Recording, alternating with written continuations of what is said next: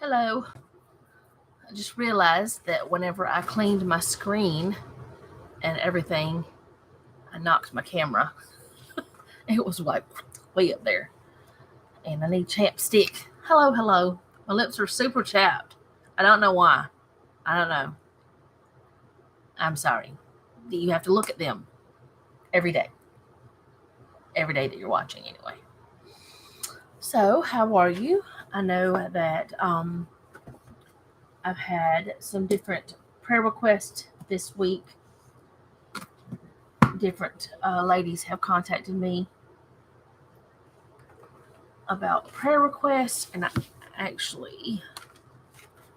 not going to say some of the names. Okay, I'll put it this way. If they said I could say it, I will, but otherwise, I won't. Okay.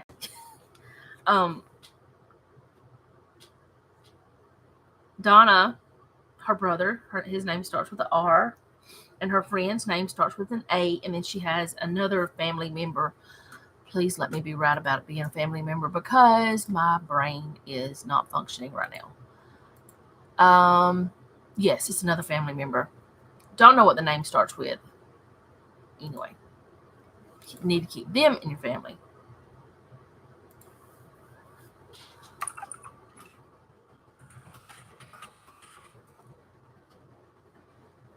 And Donna, I'm going to go ahead and answer your email, even though that I just did it. I'm not, I don't know why you would think I was mad. I'm not at all. No, I don't. Did I say something to make you think that? Because if I did, I'm sorry. Y'all, please ignore my crazy. But no, I'm not mad. No. I'm understanding what you're saying, our conversation, but I'm not going to talk about our conversation because that's our conversation. But no, I want you to know I'm not mad. I just needed to tell you that right now. I'm not mad. And if I was, I'd tell you.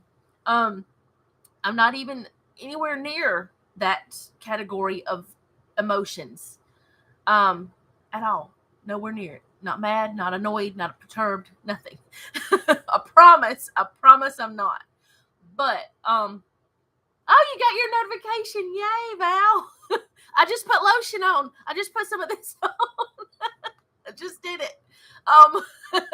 But Donna, there was something we were having a conversation about, and I do want to tell you, like, today's video that's coming out might motivate you because I had a long conversation on it with you guys, even though I was just the only one talking at that point. But I'm sure you guys will talk back to me. That's what I love about this is whenever I put a video out, I know we're gonna have a conversation, but it's like writing a letter.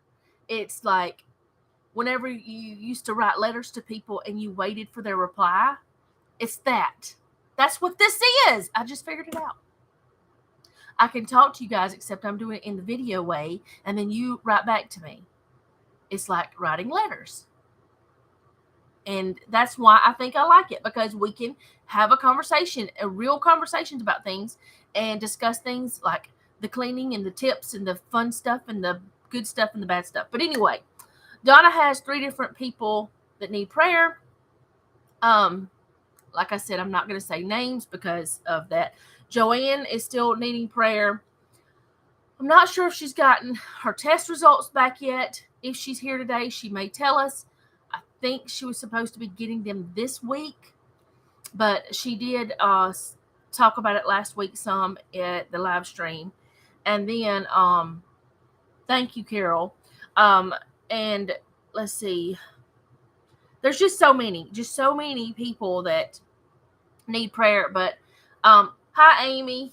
And Flora. I didn't say hey, Flora. I didn't see. I was talking. You know how I am. But anyway, let's see. Selena, keep her in prayer. And yeah, I didn't know if you wanted me to tell that part, Donna. That's why I just, I'm gonna let you say what you want to say. That way, I don't make a mistake. But either way, God knows all the situation. But keep Selena in your prayers because I know, but I don't know what's going on in some ways, and it's very confusing. The bad weather, yes. Everybody, is it a tropical storm now? I thought it was a hurricane. Did it go down? Everybody in the line of that, which where we live now, whenever there's been a bad storm came through, it wasn't so bad here. But where we used to live, we had roof flying off and all kind of stuff. But keep everybody that's in that line of that in your prayers. But internet's spotty. Oh no. It's a hurricane in Florida. Yeah. Okay. It is a hurricane, but it may be tropical storm by the time it gets there, or is that another one? I don't know. Is there something else that I don't know about the weather? I haven't been looking, y'all. I don't like to look this time of year because I let Jeff tell me. I'm gonna be truthful about the whole situation. I let Jeff tell me if he thinks it's bad enough that we need to take cover, because I get too worried and start freaking out and start doing all the stuff that I don't need to do. Like locking everybody in. No, I don't do that, but yeah, I do get a little bit anxious whenever it comes to storms. Okay, it's going to be a tropical storm by the time it gets to North Carolina. Okay, so it's probably going to be a tropical storm when he gets here, because we're in the middle of Alabama. My sister Flora is further south than me, and where she's at, it gets pretty rough. And our sister Judy, who is Julie Marie's mother, she's even further south, and it's even worse there than where it is. It's like I'm the highest on the map of all of our family. So it can get pretty rough down further south. But yeah, we need to keep everybody in the line of this storm, of all the storms. I mean, the season is just starting, and we all know what these storms can do to people, what they can do to their homes and their lives and everything. But we do need to keep everybody in prayers, and not only because they're in the line of the storm, but because it does cause the anxiety and the worry from it. People that have been through it have PTSD. People that have family members that live there, even if they don't live close to it, they have issues, So anybody affected by these storms, we just need to pray for all of it, just as a whole. And today, I feel like there's more prayer needed, not just today specifically, but nowadays there's more prayer needed, because there's more that is going on that we don't actually see, not just in the weather, but just everywhere, that we don't even see some of it, but we are affected, and we need to keep praying for. I mean, all these different things that have happened throughout this year, with the different factories burning that supply our food or that store our food, and the different things like that, that's all going to affect us in one way or another. And we all know, going to the grocery store, things are higher. Going to the gas station, things are higher. I stay at home because it's cheaper, even though it's still expensive to live. I just stay at home. And I do want y'all to be praying for us too. I know that we have 2 vehicles, but my truck that we thought we fixed is still doing the same thing. And we're not sure. Jeff kind of wants to try to fix it himself, or try to see what's going on and fix it himself before we go pay a mechanic. We've never had to pay a mechanic before. We haven't had a vehicle that broke down on us in years. But with the fact that Noah has 2 vehicles, we have 2 vehicles, I've got a ride if I need it. I can go wherever I need to go. I won't drive his vehicles out of town. I don't drive them long distances. One, because his car would cost so much because of the big engine that's in it. And I just don't want to drive his baby around very much. But it's not that we are in some kind of situation where I'm stuck at home and I can't go anywhere. I'm stuck at home because that's what I prefer. I don't want to go anywhere. But one of our vehicles is having some sad times, and it's actually one of mine and Jeff's, which I know that I've said for years that we need to like just have one vehicle between us and we'd be fine. Now that it's happening without us actually planning it, I'm not sure if I want it. But everything is fine with the situation of me needing to go somewhere I can do it. But pray that we can find a solution to fix our vehicle that won't cost us an arm and a leg. We want to keep them. So we do want to fix it though. But I think that's all I need to just blab about. I don't even know what I've been doing here. I've been just blabbing.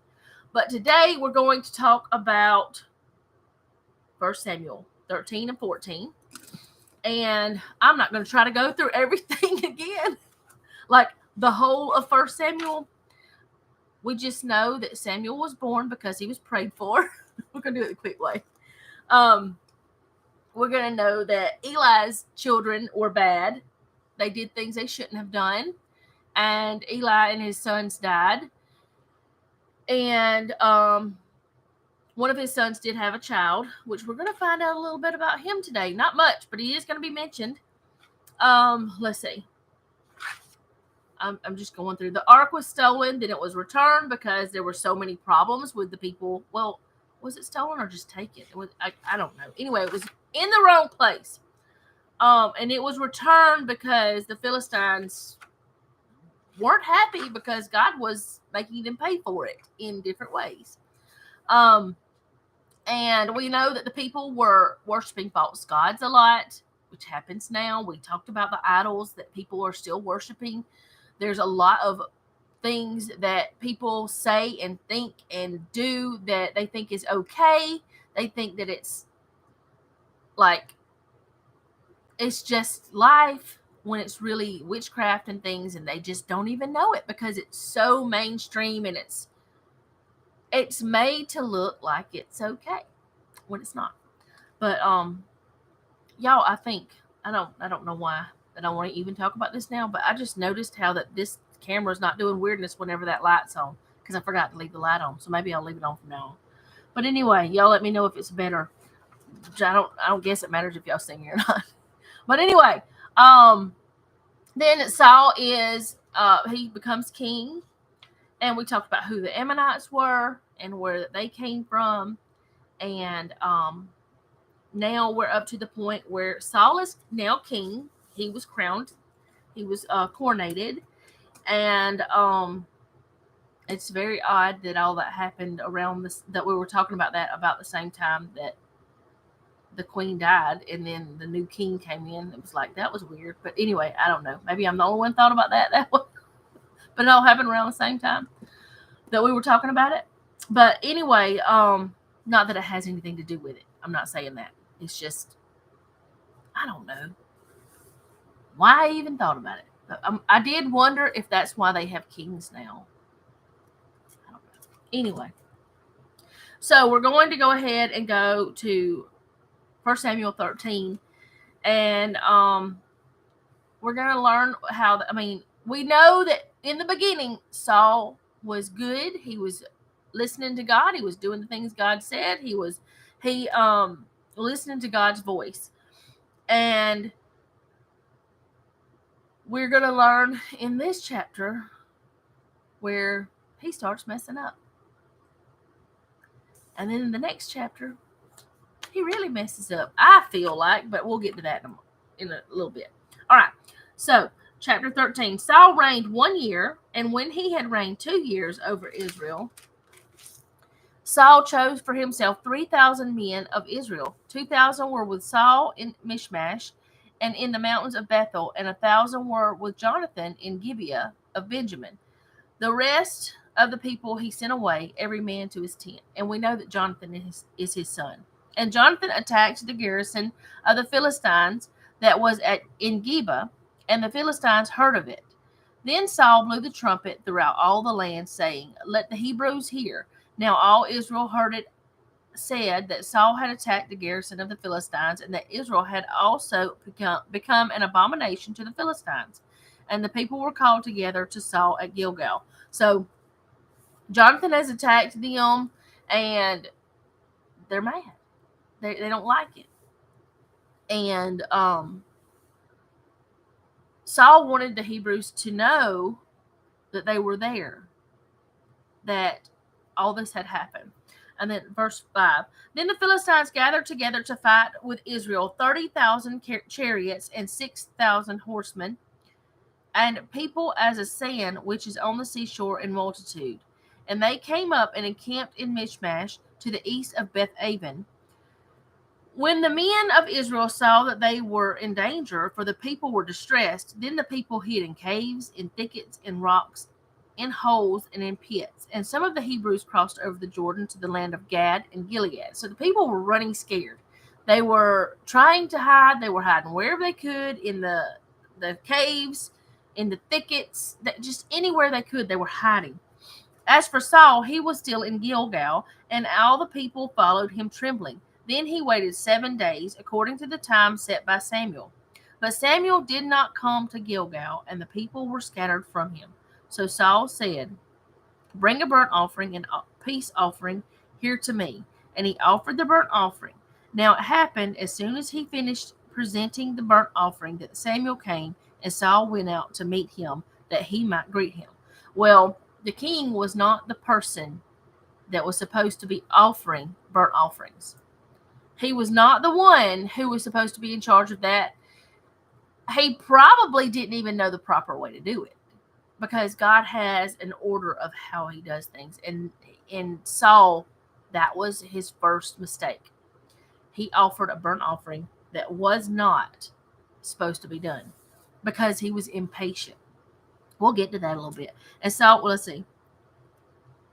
Now it happened, okay, I read that part. And Samuel said, what have you done? Saul said, when I saw that the people were scattered from me, and that you did not come within the days appointed, and that the Philistines gathered together at Michmash, then I said, the Philistines will now come down on me at Gilgal, and I have not made supplication to the Lord.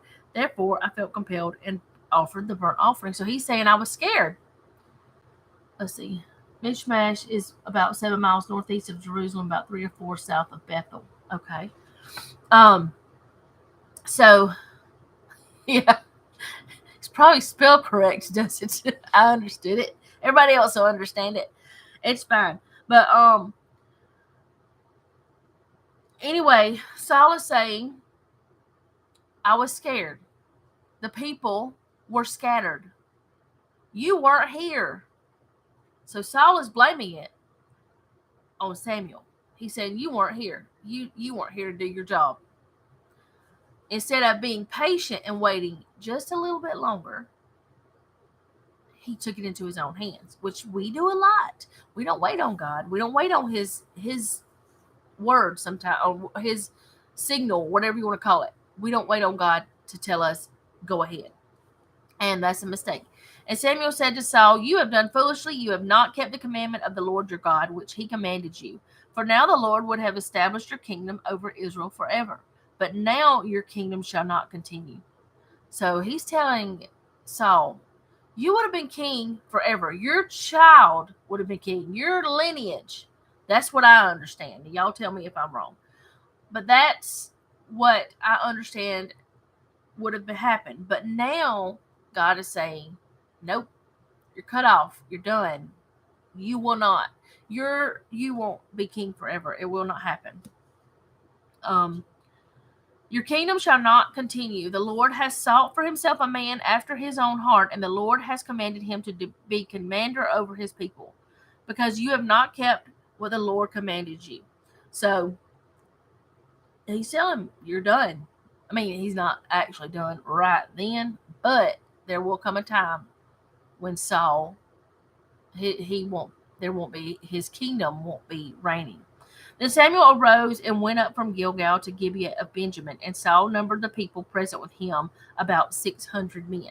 So it went from 3,000 with him and 2,000, or 3,000 he had chosen, 2,000 with him and 1,000 with Jonathan, to 600. Now, I don't know if that's significant or not. I don't know if I'm right about that, but that's the way it sounds.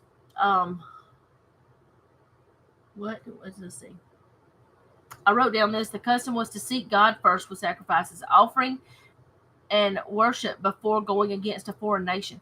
Saul was told to wait for Samuel to do these things, lead in these things, but he was impatient and the people were afraid, so he did it himself. Because of this, Samuel told Saul that his kingdom would not continue as it once would have. That's what I wrote. Hi, Gina.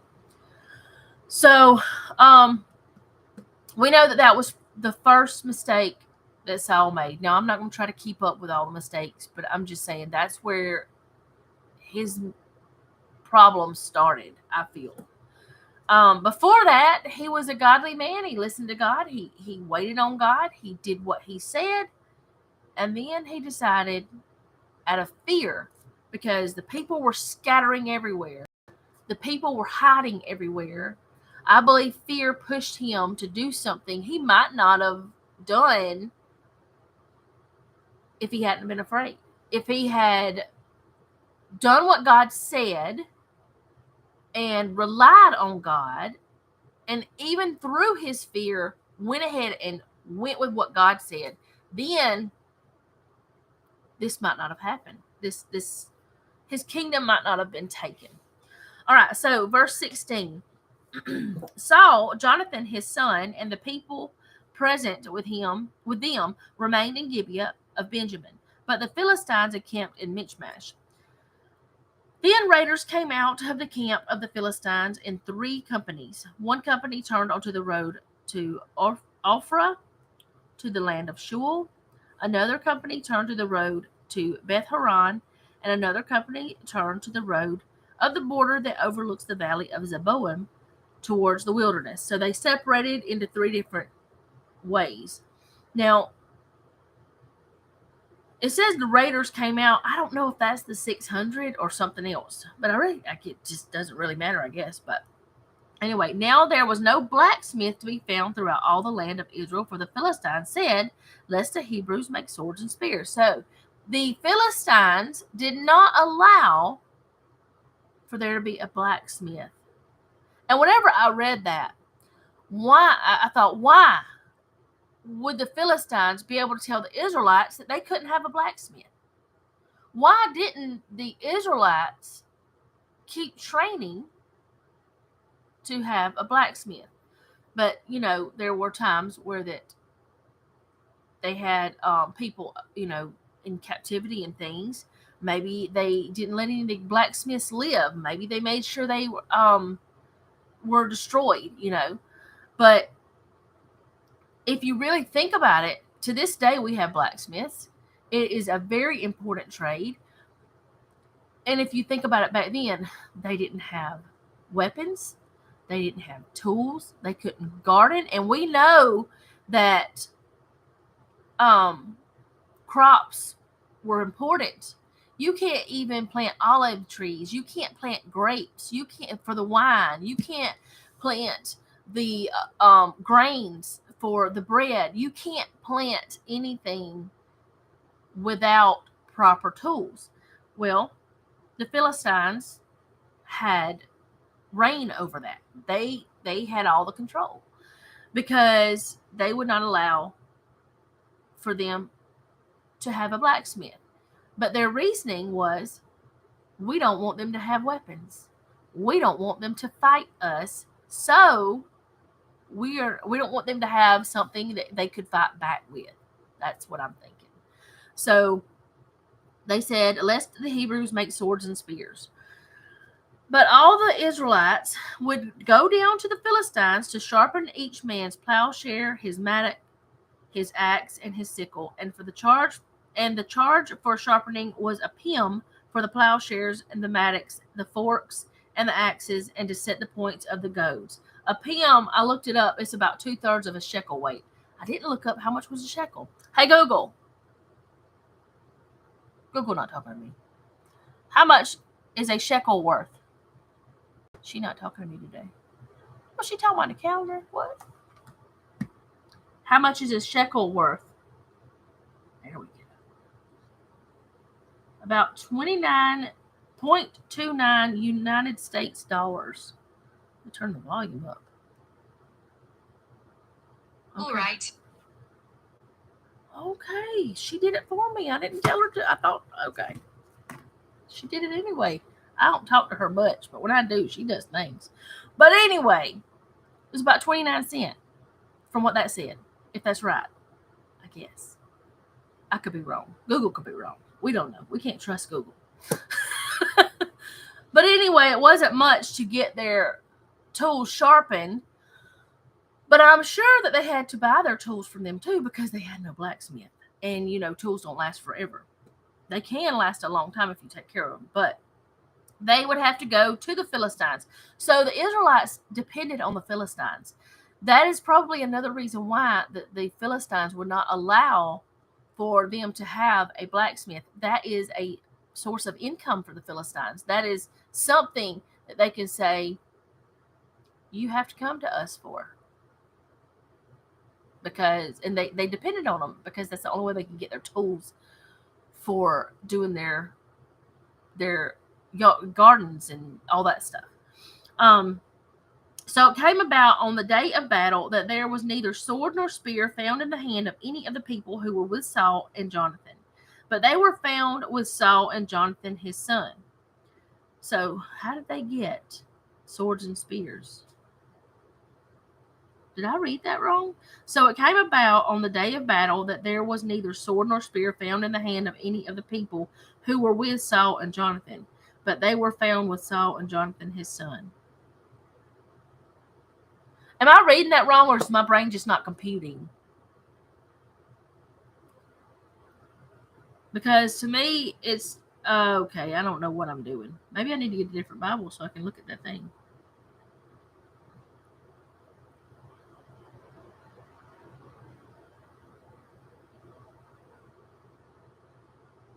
Anyway, maybe it's saying the people were with them. I don't know. Let's go on to 23. And the garrison of the Philistines went out to the pass of Michmash. That has me puzzled, y'all.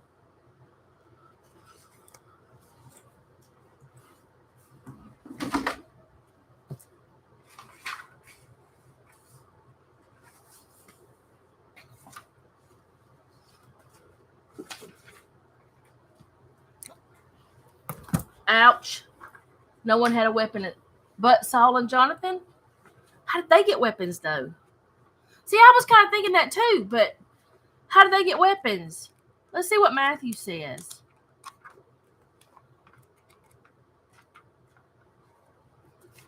I'm talking about Matthew Henry, just in case y'all want to know. Okay, so that was 13:22.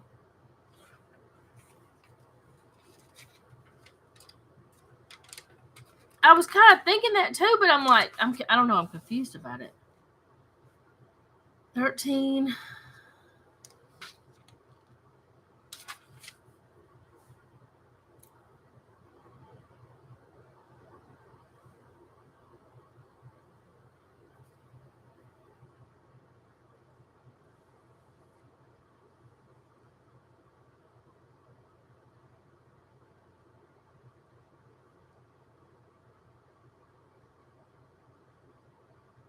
Oh, this is something he says about the things, how politic the Philistines were. They put down all the blacksmith shops, transplanted the smiths into their own country, and forbade any Israelite under severe penalties to exercise the trade or mystery of working in brass or iron. They must go to some or other of their garrisons to have all their ironwork done, and no more might in Israel an Israelite do than use a file. It doesn't even say.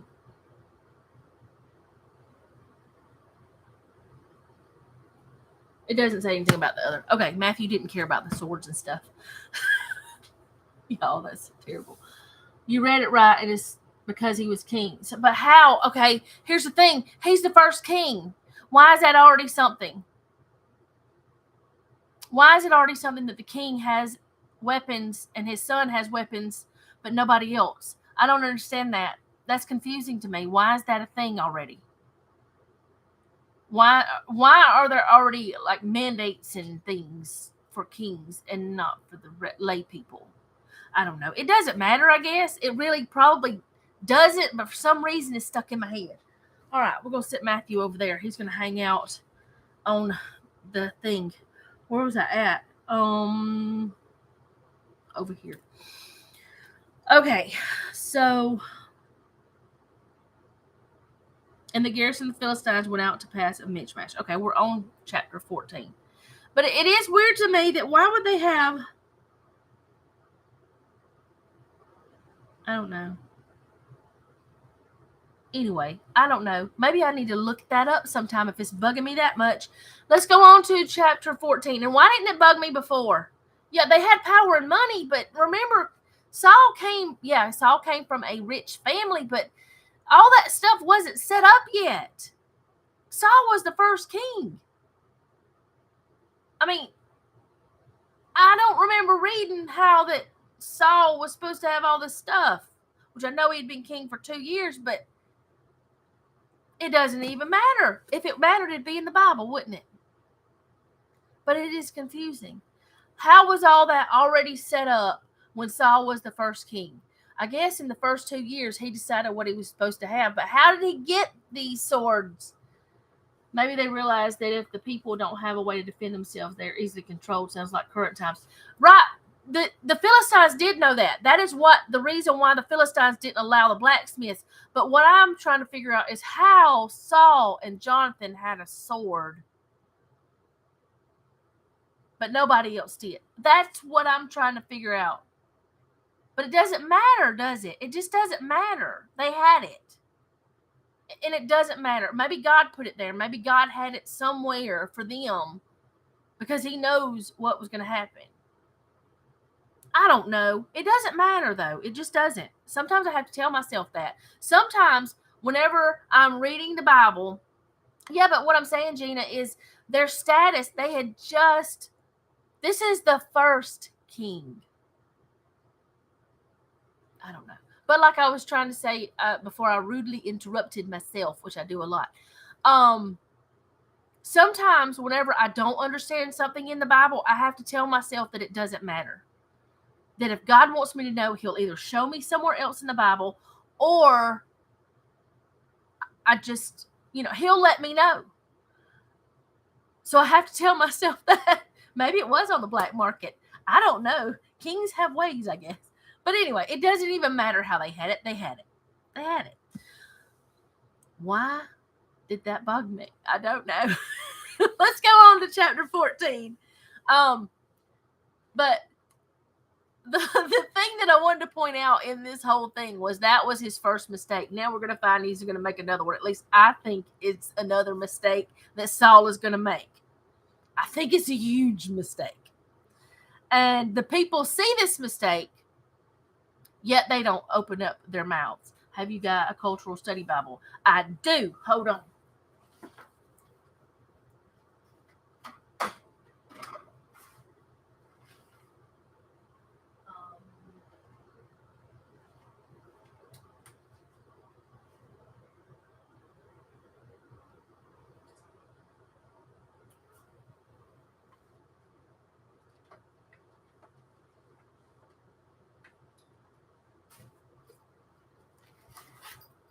I believe it is this one. Maybe we can find it. Now I've got y'all bugged. I'm so sorry. Let's see. Oh, this is the Archaeological Study Bible.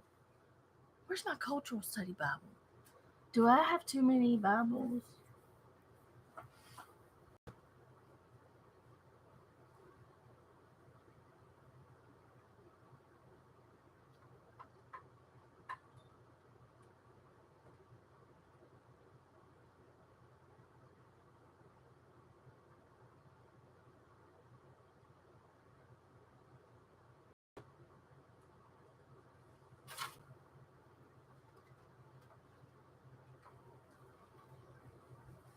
It was down there.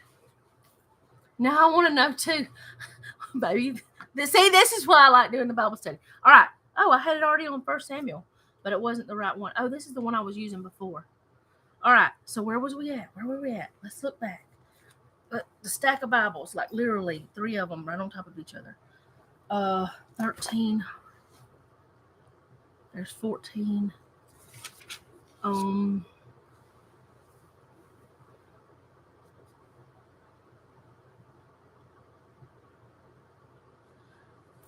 this says the average wage. The average monthly wage was 1 shekel. Oh my goodness! And they had to spend 2/3 of that just to get their stuff sharpened. What? That's terrible. Sounds like today's times. It doesn't say. The cultural one does not say anything about them. So let's look at the archaeological study Bible. Why do I have that marked? Probably where we were studying something in Exodus or something. Okay. I have so many study Bibles. We could sit here all day and look at all the different ones. I mean, what gets me is this was the first actual king of the Israelites. The first, I mean, every other person that told the people what to do were God's agents, which the king's supposed to be God's agent. That hair is, I'm going to chop it off. No, I'm not, make it worse. But that's what's mind-boggling, I guess, is the fact that this was the first king. Who set that up? Who decided, okay, the kings are going to have swords and their son, their whatever, but who decided that? When the priests didn't have that, did they? I don't remember them having that.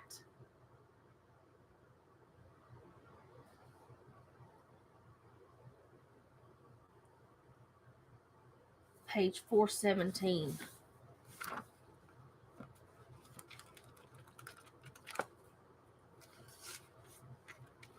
Okay.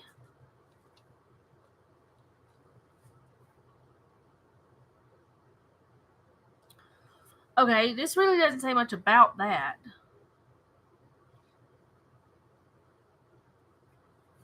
But it's kind of interesting. But that's about the archaeological part. That's about chapter 14.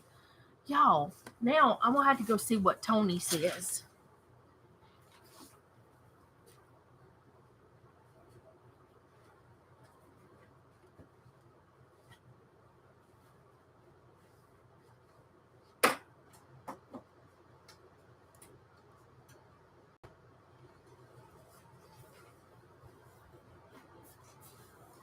Yes, I call them all by the first name. This is Tony Evans.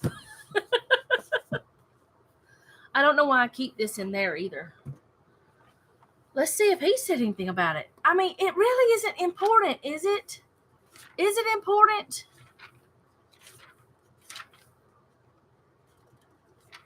Y'all gonna think I done gone crazy. Okay.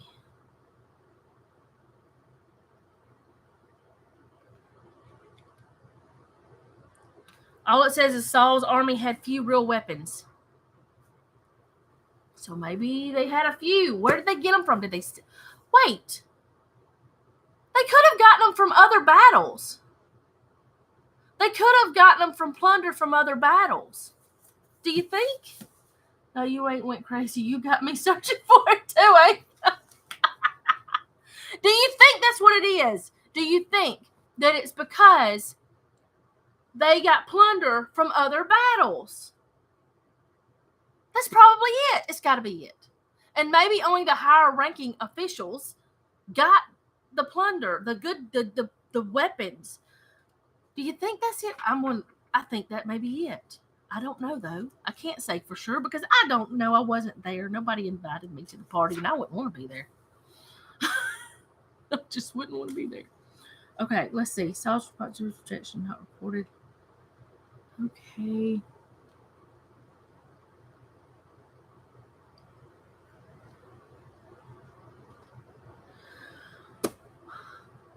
Nothing. Nobody. Nobody can tell us. Not even Tony Evans. Nobody can tell us. So, I don't know. This is about the Holy Land. That's not... Wait. I have so many books that could help, but we don't have the time to sit here and do this. But I'm sure that's got to be what it is. Wouldn't you think that it was from the other ones? What about Bible Dictionary? What about a Strong's Concordance?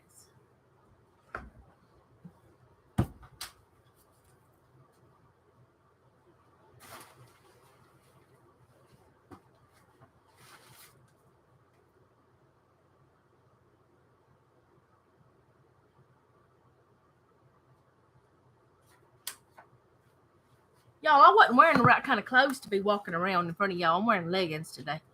That's all right. Okay. Now, this is a Bible dictionary. That's it. I don't know what I'm supposed to be looking for, though, other than, I look up. I don't know what to look up with this.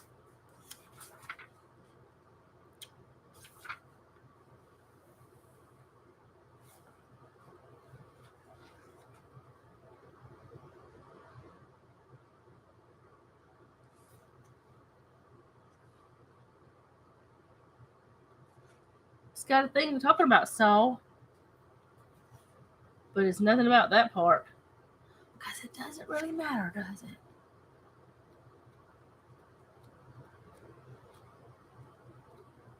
It's got to be that, though. It's got to be that they had gotten things, try weapons or swords.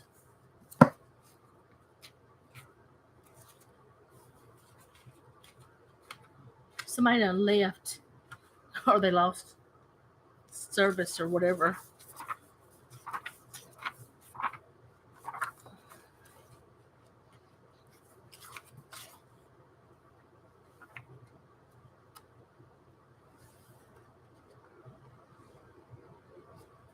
Arms.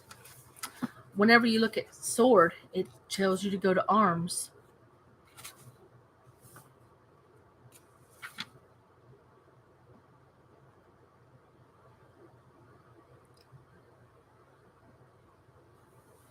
It just talks about what a weapon is.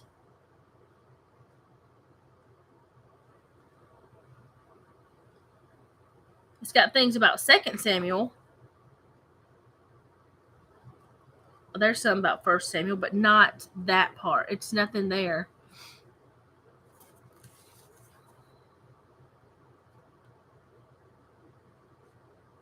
Oh, she got knocked off. Did you get knocked off for a long time? Y'all, I'm going to have to bring all of my books that I study with over here and put all this other stuff over yonder somewhere. See, this is what happens sometimes, though. I get into this internet use issue. Someone coming Thursday to see about it in minutes.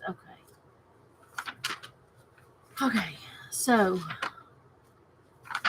sword. I don't even know how to look this up, though. Hey, Google. Why did Saul and Jonathan... I said it wrong. Pause. Go away. Hey, Google. Hey, Google. You don't want to talk to me now? Rude. She rude.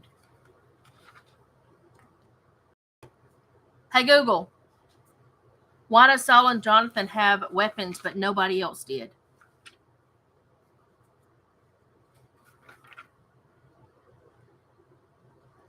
What? Ain't nobody said nothing about no solid. We're not trying to do no liquid and solid. I know I'm Southern, but good grief. I hope don't lose my internet. And he's making his way up. And the wind is picking up. Hey, Google. Why did Saul and Jonathan have weapons, but nobody else did? I don't know if it'll work or not. Check out these pictures. I don't want to see the pictures of the folks. Now, so Google can improve, it would help to know how satisfied you are with those images. Not at all. How would you rate it if one's... I'm not. That is not what I asked Google. Y'all. Okay, it doesn't matter. I'm just going to have to stop looking at all this, or we're never going to get to chapter 14. Which I mean, if y'all were all here, you could be helping me look through the books. Y'all should come over and look through the books. Maybe I have too many. I don't know. Swords. 1 Samuel 13:19. 27:19. I don't know if this is going to help any. The concordance is not going to help me any. What am I looking at a concordance for?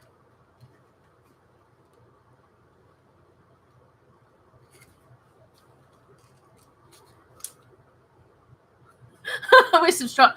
I got some coffee, but it's not that strong coffee. Oh, did I tell y'all? I don't know if I told you. That night when I tried that coffee, I made me a cup and then Noah got it. Y'all know that part because I said that part. Well, then after he drank it, I went into his room and I was like, well, did you like it? And he said, yeah, can I have some more? I made him another cup.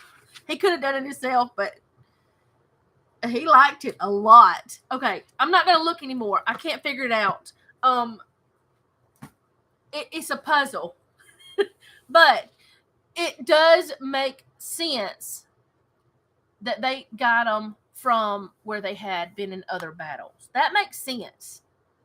And even now, the higher ups are the ones that's going to have the best toys. You know what I'm saying? So that's probably it. And I've looked in 1, 2, 4, 5, 6, 7, 8, 9 different things. And I know I have a lot more, but I'm finding the same things. Nothing. Google can't even help.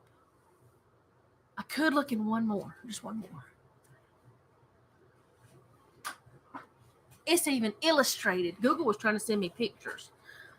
Let's see. Would it be in here? I don't know. This is the Holman Illustrated Bible Commentary, just in case.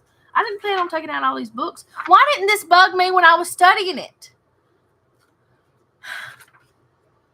Do y'all know? Because I don't know. Turn the page.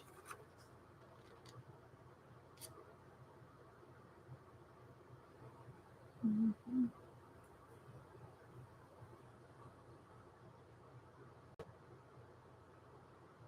The phrase, only Saul and his son had weapons, paints a dismal picture of Israel's situation. The people desperately needed good leadership to answer the Philistines' challenge. At least you told me more than anybody else, but I already knew that. There's nothing else. This what your in-laws drink? It is strong. It's so strong. I don't know if I can handle it.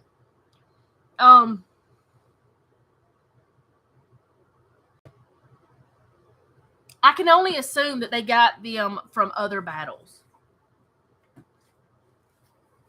I do want to read that. Actually, this might be a good thing because we're fixing to talk about 1 Samuel 14. It might be a good thing to keep this right here open. But yeah, that's the. I need to quit twisting around. It's making me dizzy. That's the only thing that sounds logical.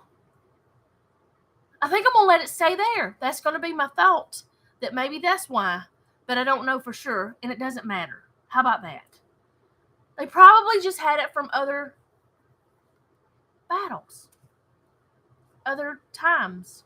I don't know, and it's okay.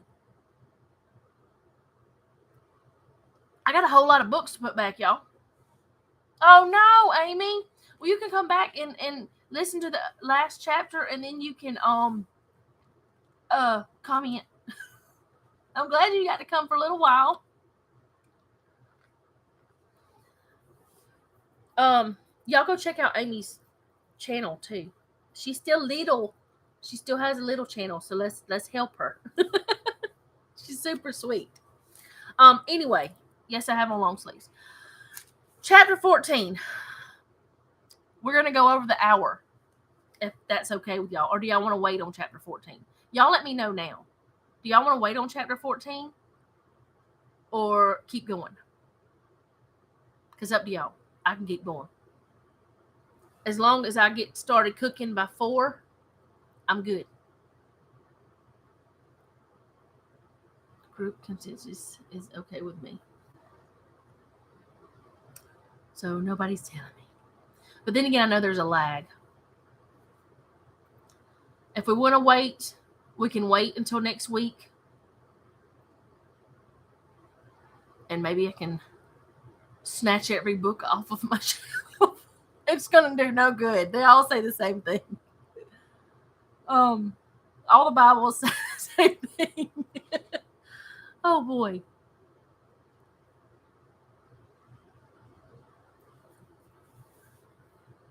Keep going. Okay. That was an alarm. All right. So we'll just keep going. If y'all are okay, if y'all have time, we'll just keep going. Must have been a bird that alerted the alarm. That happens sometimes. It'll wake the camera up. All right. So, chapter 14. Now it happened one day that Jonathan, the son of Saul, said to the young men who bore his armor, "Come, let us go over to the Philistines' garrison that is on the other side." But he did not tell his father. And Saul was sitting on the outskirts of Gibeah under the pomegranate tree, which is in Migron. The people who were with him were about 600 men. Chapter 50, it's verse 53 in that chapter. What's happening on verse 53? I'm so confused.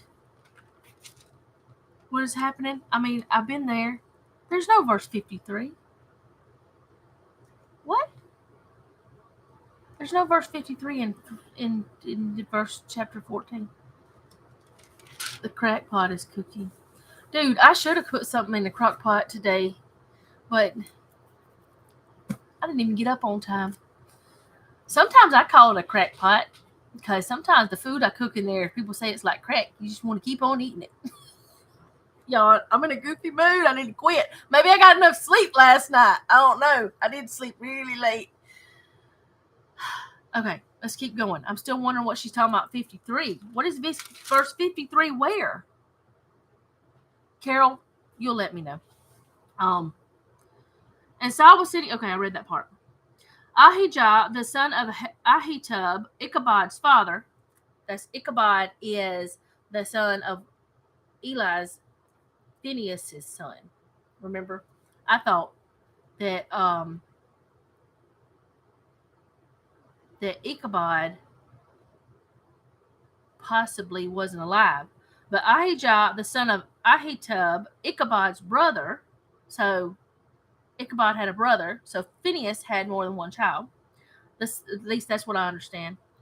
The son of Phinehas and the son of Eli, the Lord's priest in Shiloh, was wearing an ephod. Now, why did they talk about him wearing an ephod? Because I still haven't figured that out. I don't want to go down another trail. But the people did not know that Jonathan had gone. I don't know why that part is in there, and I still don't. And I didn't even care to even go look, but now I'm curious. Let's just see. Verse 14, chapter 14, verse not 14. Chapter 14.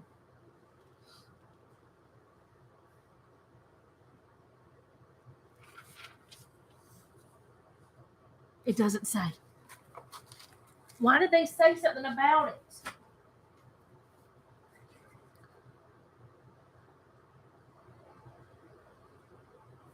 Why would they say something about it? I don't know. I mean, everything in the Bible matters. I don't care what it is, it matters, even if it's tiny. Why Matthew 33 verses? I'm so confused, Carol.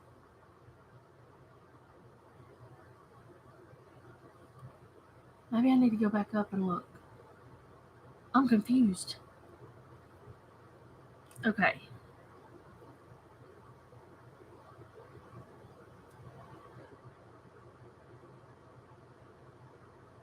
All right, it says, see note 218.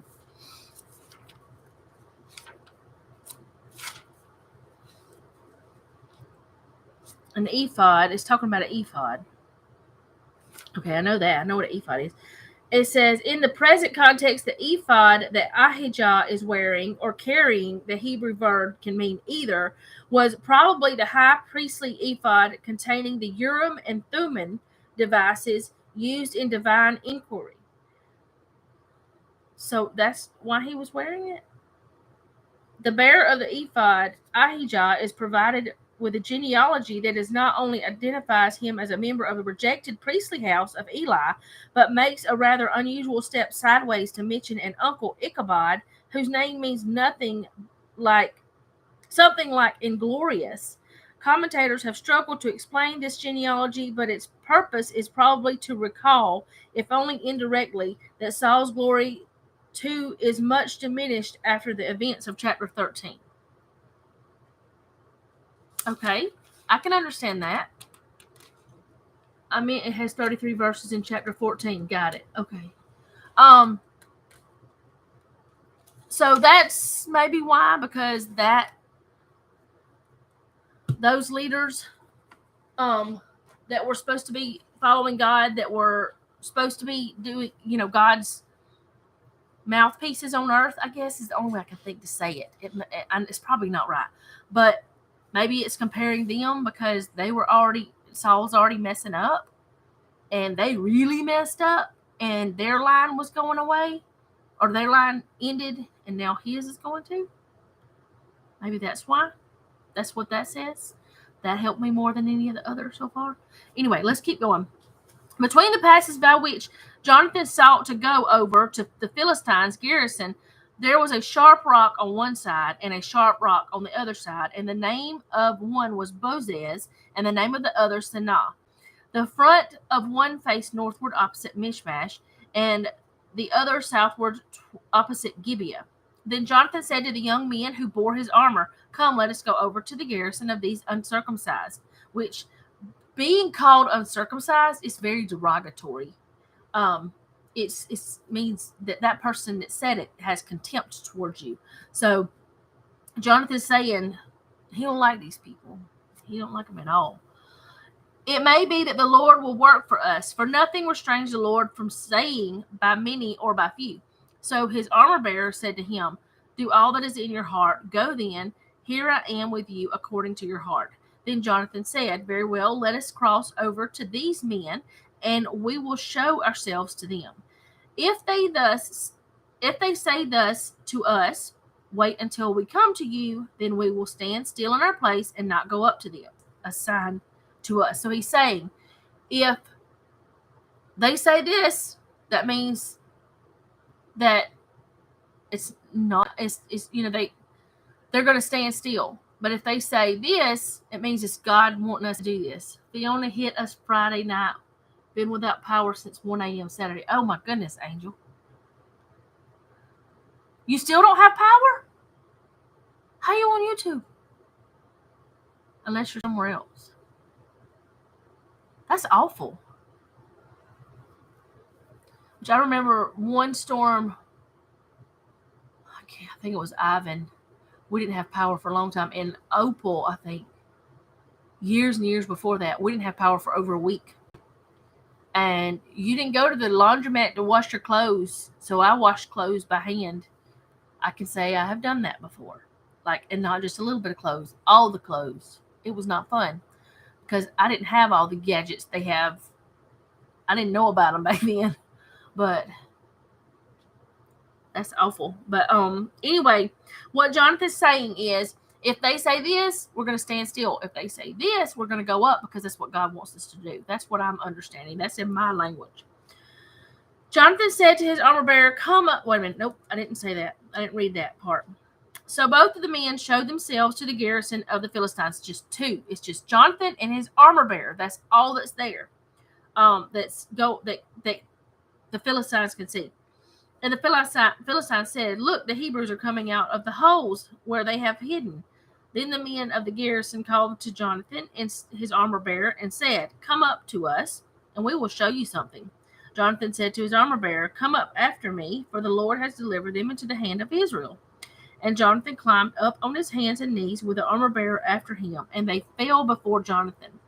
And as he came after him, his armor bearer killed them. That first slaughter which Jonathan and his armor bearer made was about 20 men within about half an acre of land. Brother-in-law has no power to, lives in Canada. Oh, wow. So 2 men killed 20. That, I feel like, only happened because Jonathan was still following God, which I don't see, that I remember, I don't know of anything Jonathan did that was against God. And there was trembling in the camp, in the field, and among all the people. The garrison and the raiders also trembled, and the earth quaked. So that it was a very great trembling. And now the watchmen of Saul in Gibeah of Benjamin looked, and there was a multitude melting away, and they went here and there. Then Saul said to the people who were with him, "Now call the roll and see who has gone from us." And then when they had called the roll, surprisingly, Jonathan and his armor bearer were not there. And Saul said to Ahijah, "Bring the ark of God here." For at the time of the ark of God was with the children of Israel. So we already know that the ark is supposed to be in certain places. It's not supposed to just be wherever the king wants it. God has, we've already talked about it, God has a place for the ark.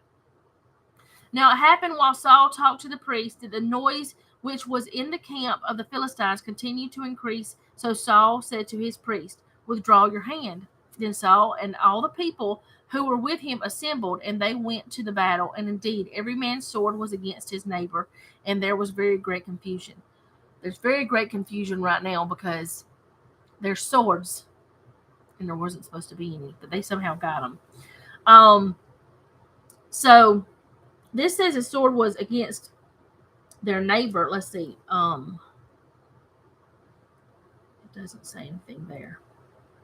I was trying to see if there was anything in the commentary on the bottom. I try not to look at the commentaries on the bottom of the Bibles when I'm actually studying to do this. Maybe I should, because I don't know why. I want to study the actual Bible and not what some man actually wrote down there. I don't know. Maybe it makes no sense. I don't have any notes about that either, so where was I at? Moreover, the Hebrews who were with the Philistines before that time, who went up with them into the camp from the surrounding country, they also joined the Israelites who were with Saul and Jonathan. So, all the ones that were with Saul and Jonathan, and the ones that were with the Philistines, because there were people in there with the Philistines, they all joined together. Likewise, all the men of Israel who had hidden in the mountains of Ephraim, when they heard that the Philistines fled, they also followed hard after them in the battle. So the Lord saved Israel that day, and the battle shifted to Bethaven. The men of Israel were distressed that day, for Saul had placed the people under oath, saying, "Cursed is the man who eats any food until evening, before I have taken vengeance on my enemies." So none of the people tasted food. That right there is the second mistake that Saul made. If you don't eat, you don't have strength. If you're fighting a battle, you're going to lose more strength when you don't eat. It's really stupid of Saul. That was not a good game plan. That was not a good battle plan. So none of the people tasted food. Now all the people of the land came to the forest, and there was honey on the ground. And when the people had come into the woods, there was the honey dripping. But no one put his mouth to his hand, for the people feared the oath. But Jonathan had not heard his father charge the people with the oath. Therefore he stretched out the end of the rod that was in his hand, and dipped it into the honeycomb, and put his hand to his mouth, and his countenance brightened. The countenance is your face. His countenance brightened. He probably felt better because of eating something. Also, honey has medicinal properties too. But he didn't know that his father had said, "Don't eat." Then one of the people said, "Your father strictly charged the people with an oath, saying, 'Cursed is the man who eats food this day.'" And the people were faint. They were afraid. They were like, "Oh no, what has he done? He went against his daddy's oath. Went against his wishes." But Jonathan said, my father has troubled the land. Look now how my countenance has brightened because I tasted a little of this honey. How much better if the people had eaten freely today of the spoil of their enemies which they found.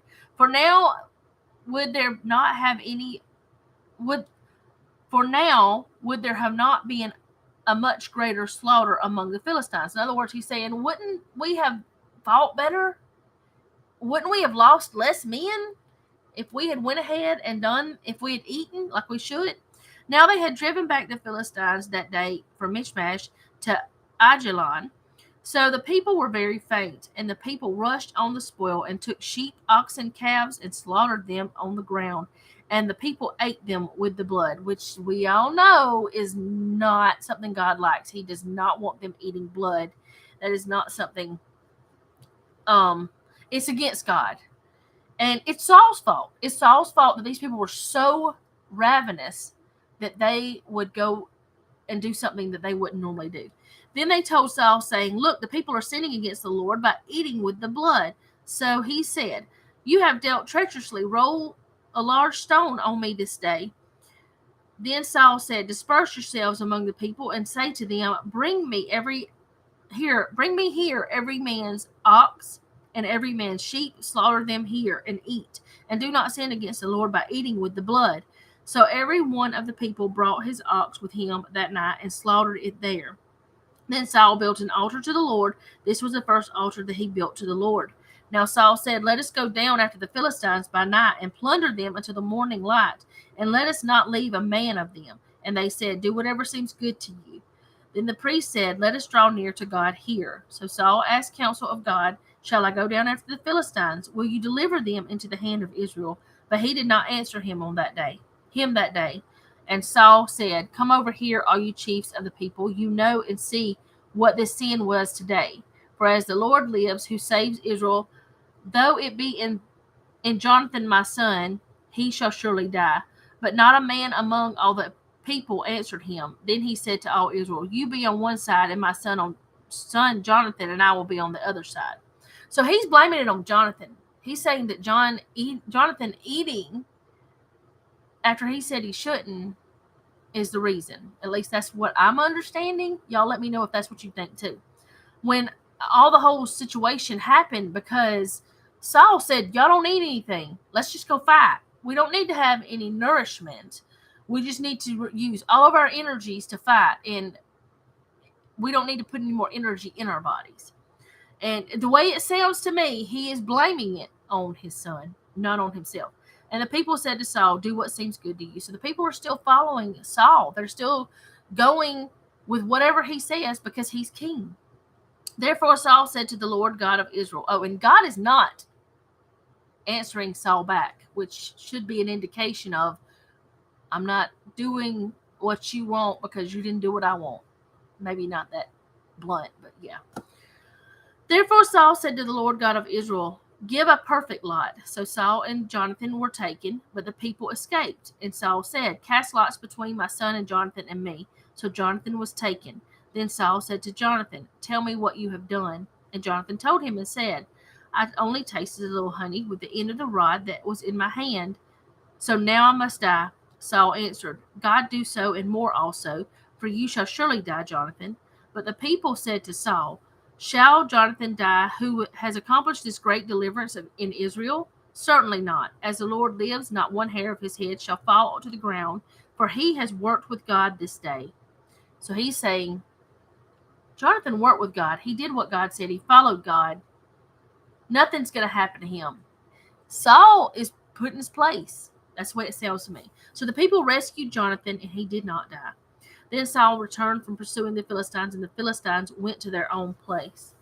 So Saul established his sovereignty over Israel and fought against all of the enemies on every side, against Moab, against the people of Ammon, against Edom, against the kings of Zobah, and against the Philistines. Wherever he turned, he harassed them. And he gathered an army and attacked the Amalekites, and delivered Israel from the hands of those who plundered them. The sons of Saul were Jonathan, Jeshua, I may have said that wrong, and Malchishua. And the names of his two daughters were these. The name of the firstborn was Merib, and the name of the younger, Michal. This name of Saul's wife was Ahinoam, and Ahinoam, the daughter of Ahimaaz. And the name of the commander of his army was Abner, the son of Ner, Saul's uncle. Kish was the father of Saul, and Ner, father of Abner, was the son of Abiel. Now there was fierce war with the Philistines all the days of Saul, and when Saul saw any strong man or any valiant man, he took him for himself. So he is. I need to apologize for everybody for making me confused about. There is 52 verses. Yeah, it's fine. It's fine, Carol. I probably was already mixed up and confused. It's fine. But so in that chapter, Jonathan went out and did what God had said to do. Or, he followed God. He followed God's lead. And he won his battle. And then Saul was over there. Did I say Saul or Jonathan? I meant Jonathan if I said Saul. Jonathan was following God. Saul was over there doing his own thing and telling the people not to eat and making them go fight for him was fighting for themselves too, but making them go fight whenever they didn't even have proper nourishment. They didn't even have, you have to have energy in your body to do the things that you need to do. Well, he didn't have that. They didn't have that because he had said, don't eat or you're going to die. And of course they were afraid because he was the king. And so when Jonathan comes back, he doesn't know anything about this oath. He doesn't know that he's not supposed to be eating. So he tastes a little bit of honey and everybody's like, oh no, you just did what the king said not to do. You shouldn't have done that. That's bad. That's not good. Well, it ends up that the people take up for Jonathan. They see Saul is wrong. And God's not talking to Saul. He's not hearing him. And this is where Saul starts messing up. Only 2 years into his reign. Only 2 years. And he starts making such big mistakes that he is risking the Israelites. That's my thought. And then we find out a little bit about the lineage and who it is, like how many children Saul has and things like that. And we know that there's war with the Philistines the whole time Saul is there. The whole time Saul is king. There's always war with the Philistines. It's like it never stops. That's the way it sounds to me. And that's all I have for that. Which I did have in my notes. The people sided with Jonathan, but I didn't even need to write the notes. Sometimes I wonder if I need to write these notes because I usually say it before I ever look at my notes. Whatever. I mean, it may not be the exact wording that I wrote, but I usually say it before I look at it here. Sometimes I don't. So next week, which will be October the 4th, we will do 15 and 16. Yeah, we'll just do 15 and 16. They're not real long chapters, but it's when David comes in the picture. So, yeah, we'll just do them 15 to 16 next week. And let's see. But that's all I have for today. I know that I confused everybody probably, or got y'all all wondering about stuff. I'm wondering about stuff.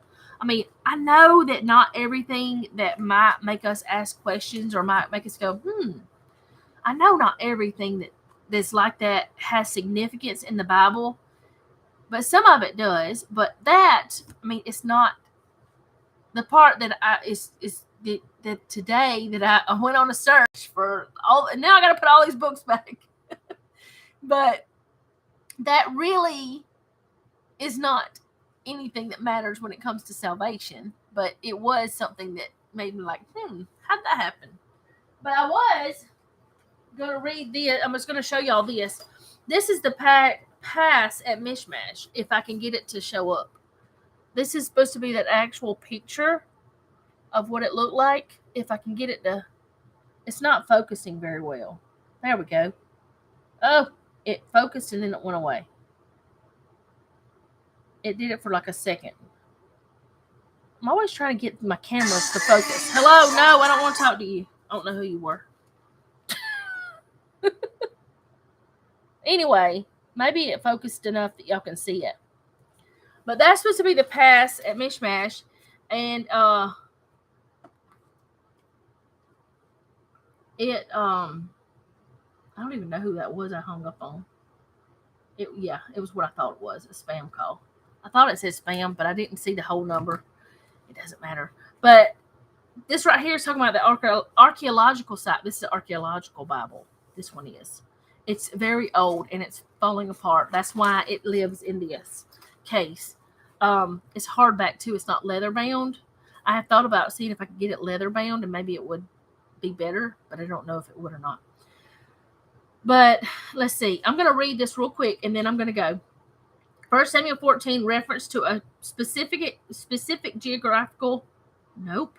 That's not how you read that. Geographic feature is not typical in Scripture, but the geographic details of the past near Michmash and Geba are carefully described in 1 Samuel 14:5. Most north-south traffic in the hill country follows the watershed ridge because of the deeply cut ravines or wadis on either side. The mile break point. No. Why am I putting words in? I don't know.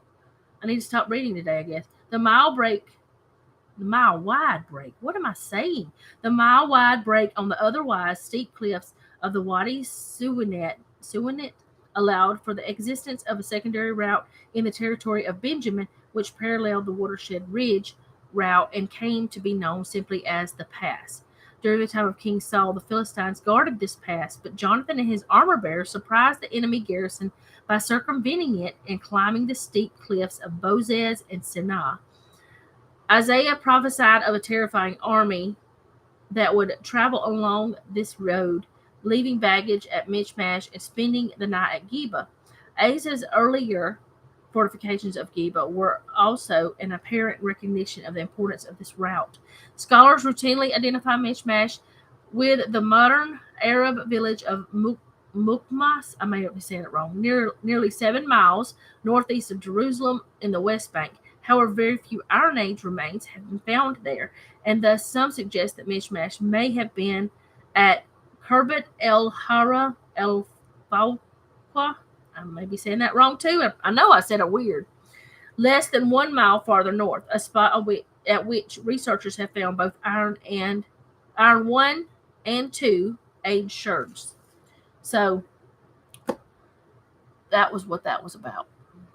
I know I totally butchered some of those words and put word in there for some reason. I don't know why. But anyway, that's what I have for today. I hope it was okay. I went a little bit crazy. But if I didn't go crazy, y'all wouldn't think it was me. You might think I was some kind of robot. That's not true. Anyway, I will see y'all tonight for my video. I'll see y'all in the comments if you're there. And otherwise, if you're just going to come for like the Bible studies next Tuesday at 2 Central, I'll be back with the next 2 chapters. And I'm enjoying learning about the time on videos at night, 6 Central. 6 Central. Most of the time.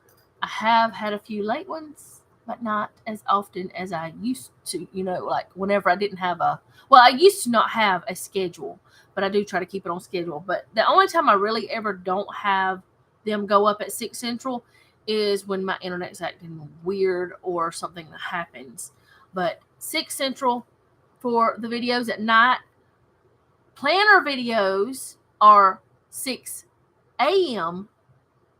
Central Time, Friday, Saturday, and Sunday. I should say that. Vlogs are, or whatever, day in the life, whatever I'm doing now, are 6 p.m. Central all the week. And then the Bible studies are at 2. Maybe I need to put my schedule somewhere. I don't know where, that it would stay there. Maybe I can make a new banner up top. I might do that. I don't know. I don't know about today, but let me write myself a note. Y'all, I got to write myself notes for everything. New banner with schedule. I don't know if anybody ever even looks at the banner. All right, but I will talk to you guys later. Thank you so much for hanging out with me. I'm losing my ink pen. And remember, don't take any wooden nickels and be sweet.